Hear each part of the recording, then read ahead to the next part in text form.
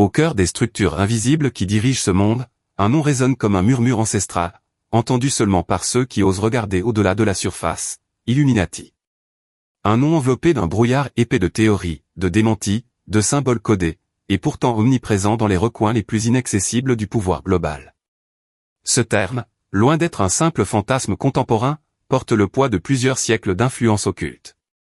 Fondée officiellement en 1776 en Bavière par un professeur de droit civil du nom d'Adam Weishaupt, cette société n'a pas émergé comme une curiosité spirituelle, mais comme une rébellion politique, un cri silencieux contre l'oppression de l'Église et de la monarchie.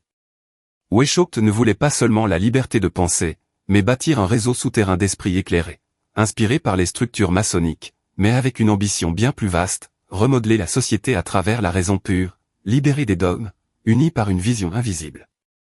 Ce qui avait commencé comme un mouvement philosophique fut rapidement dévoré par l'ambition. La hiérarchie interne se développa, divisée en degrés secrets d'accès, où seuls les plus fidèles initiés pouvaient découvrir les véritables intentions de l'ordre. Officiellement dissous en 1788 sous pression politique, de nombreux chercheurs affirment que ce fut une manœuvre de diversion, et une mue volontaire pour que l'ordre se fonde dans les nouvelles structures financières, culturelles et militaires émergentes. Les Illuminati, dès lors, cessèrent d'être une société secrète pour devenir un spectre omniprésent, infiltré dans les gouvernements, les entreprises, les médias et même les religions. Leurs symboles, l'œil qui voit tout, la pyramide inachevée, le papillon monarque, le pentagramme inversé, la chouette de Minerve, ne sont pas de simples décorations ou des coïncidences graphiques. Ce sont des marques territoriales de domination psychologique et spirituelle, placées méthodiquement sur les monnaies, les bâtiments officiels, les productions culturelles, et même dans les algorithmes de contrôle numérique. Chaque symbole est une signature, un rappel silencieux que notre réalité est en grande partie façonnée par une force qui se cache à la vue de tous. Et c'est là que l'inconfort véritable commence, la sensation qu'il n'existe aucune échappatoire. Si vous avez déjà eu le sentiment qu'il y a quelque chose de faux dans ce monde, que ce que vous voyez n'est qu'un écran de fumée, alors peut-être commencez-vous enfin à percevoir ce que d'autres refusent de regarder. Si cette intuition a déjà vibré en vous, laissez un commentaire avec la phrase « J'ai toujours senti que tout était orchestré et je commence à me réveiller ». Copiez, collez. Pas seulement pour vous, mais pour ceux qui, comme vous, sont sur le point de voir clair. Partagez cette vidéo avec quelqu'un qui est prêt à écouter. Et souvenez-vous, c'est dans les détails qu'il se cache le mieux, et que vous commencez à les voir. En creusant plus profondément dans l'histoire non officielle, on découvre que les Illuminati, bien qu'annoncés comme dissous, n'ont jamais réellement disparu. Ils ont simplement changé de forme, comme un serpent qui mue pour mieux se camoufler dans son environnement. Après la dissolution officielle en Bavière, de nombreuses traces suggèrent que les membres les plus influents de l'ordre n'ont pas abandonné leur cause, au contraire, ils ont utilisé cet effondrement public comme une stratégie de diversion, une couverture nécessaire pour reconstruire leur réseau loin des regards. Au XIXe siècle, leur influence se fait sentir dans l'ombre de la Révolution française, dans les débats philosophiques qui redéfinissent la pensée moderne, dans les élites financières qui commencent à contrôler les monnaies et, plus tard, dans la création d'institutions internationales soi-disant pacifiques, mais animées par un désir de centralisation et de surveillance. Hollywood, l'ONU, le Vatican, l'OTAN, la Réserve fédérale, l'industrie musicale, les plateformes numériques, toutes sont, selon de nombreux chercheurs, des extensions modernes d'une structure plus ancienne, toujours active. Plus besoin de dominer des territoires physiques, les Illuminati ont compris que l'emprise sur les récits était bien plus puissante. Ils ont troqué les épées pour les algorithmes. Chaque symbole vu dans un clip musical, chaque pyramide cachée dans un décor de fil, chaque répétition du nombre 13 sur des billets de banque, n'est pas une coïncidence, c'est un langage silencieux. Un code destiné non pas à la masse, mais aux initiés. Des artistes comme Gigi, Beyoncé, Rihanna, Madonna, Lady Gaga, Justin Bieber, et même Walt Disney sont souvent cités comme des figures de cette machinerie symbolique. Certains en seraient conscients, d'autres peut-être utilisés à leur insu. Les morts de figures comme Michael Jackson, Tupac, Bob Marley ou JFK sont, selon plusieurs théories, des éliminations stratégiques, des voix qu'il fallait faire taire pour ne pas dévier du script. Chaque rituel présenté comme un simple spectacle, chaque crise mondiale calibrée au millimètre, chaque discours médiatisé cache potentiellement une programmation. Et pendant que le monde regarde ailleurs, fasciné ou hypnotisé, le plan avance. Si tout cela résonne en vous, si vous avez déjà remarqué ces motifs répétitifs dans les médias, les chansons ou les films, écrivez dans les commentaires, rien n'est un hasard, je commence à comprendre. Copier, coller. Peut-être que votre intuition est bien plus juste que vous ne l'imaginiez. Envoyez cette vidéo à quelqu'un qui a toujours eu l'impression qu'il y avait un secret derrière le rideau. Parce qu'il y en a un. Et ce n'est que le début. Avec le temps, l'action des Illuminati est devenue plus subtile, plus psychologiquement raffinée, et aussi plus dangereuse. Leur objectif n'est plus seulement de contrôler les structures politiques visibles, mais de façonner l'imaginaire collectif lui-même. Ils ne veulent pas simplement gouverner des corps, ils veulent modeler les consciences.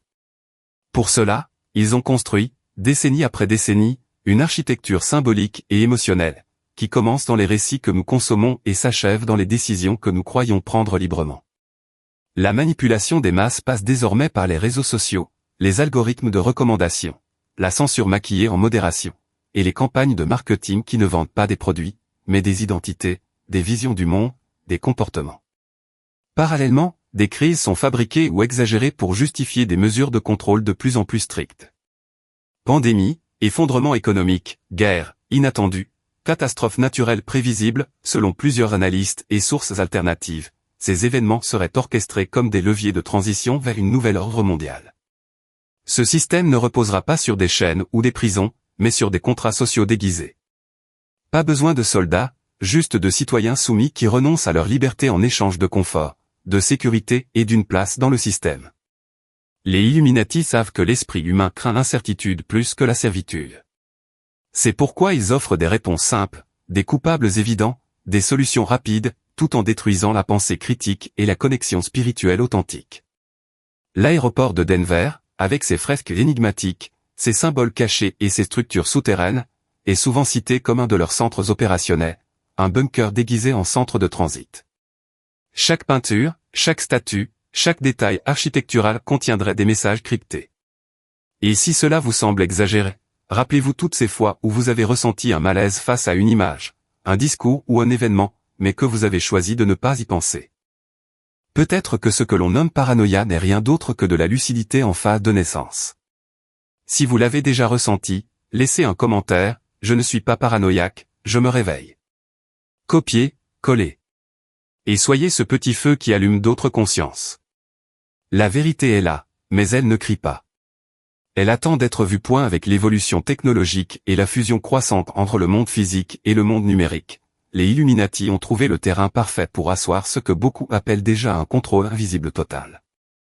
Il n'est plus nécessaire de faire taire un journaliste ou de renverser un gouvernement avec des tanks, il suffit de reprogrammer les algorithmes, de décider ce qui s'affiche sur vos écrans, de filtrer qui peut parler et qui doit être effacé. La censure est devenue intelligente, subtile, maquillée en bienveillance et en sécurité. Pendant ce temps, une génération entière grandit en trouvant normal que sa vie privée soit vendue, que son identité soit suivie à la trace, que son attention soit systématiquement volée. Et pourtant, le contrôle ne s'arrête pas là. Il s'inscrit aussi dans les symboles répétés comme des mantras silencieux, l'œil qui voit tout sur les billets de banque, la pyramide sur les bâtiments institutionnels, la chouette de la sagesse occulte, le chiffre 13 imprimé partout dans les sceaux et les symboles officiels des États-Unis. Ces images ne sont pas des coïncidences. Ce sont des marqueurs. Des balises plantées dans notre réalité pour nous habituer, progressivement, à leur présence. Sur le billet de $20, lorsqu'on le plie d'une certaine manière, on verrait apparaître les tours jumelles en feu, est-ce un hasard ou un message dissimulé? Le naufrage du Titanic, la Seconde Guerre mondiale, le 11 septembre, tous ces événements sont, selon certains, des opérations stratégiques, conçues pour instiller la peur, fragmenter les sociétés, faire accepter des solutions de contrôle comme des mesures de protection.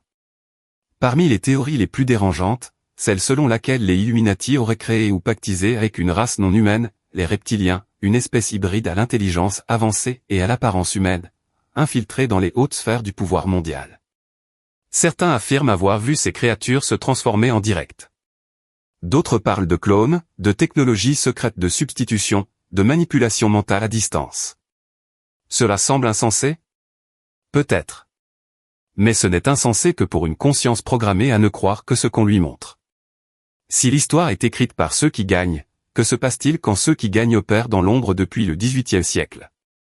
Si cette idée commence à faire sens pour vous, écrivez, la vérité dépasse l'histoire officielle. Copier, coller. D'autres pourraient s'éveiller grâce à vos mots.